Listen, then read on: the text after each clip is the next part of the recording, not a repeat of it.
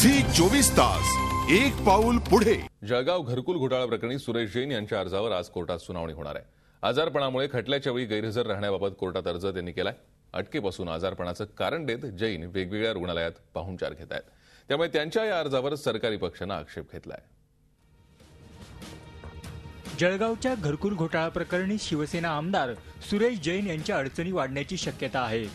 29,59 लाख रुपयांच्या या महाघोटाळ्याप्रकरणी जैन यांना 10 मार्च 2012 रोजी अटक करण्यात आली।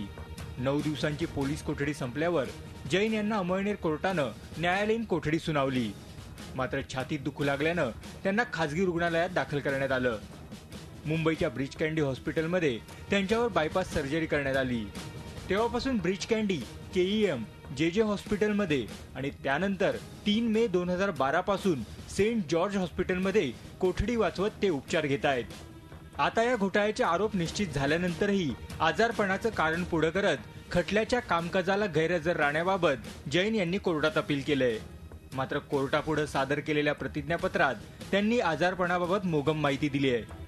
त्यामुळे कोर्टाच्या आदेशानुसार त्यांची आर्थर रोड तुरुंगात रवानगी करून सत्र न्यायालयाच्या कामकाजादरम्यान उभं करावं असा युक्तिवाद सरकारी पक्षानं केलाय।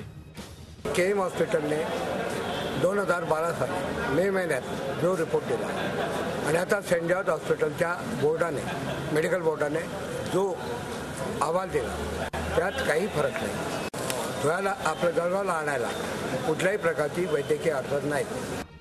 जैन यांच्या अर्जावर सोमवारी स्पष्टीकरण देताना सरकारी पक्षानं जोरदार हरकती घेतल्या। त्यावर कोर्ट आता निर्णय देणार आहे। त्यामुळे सुरेश जैन यांचं काय होणार याकडे साऱ्यांच्या नजरा लागल्यात। विकास भदाणे, झी मीडिया, जळगाव।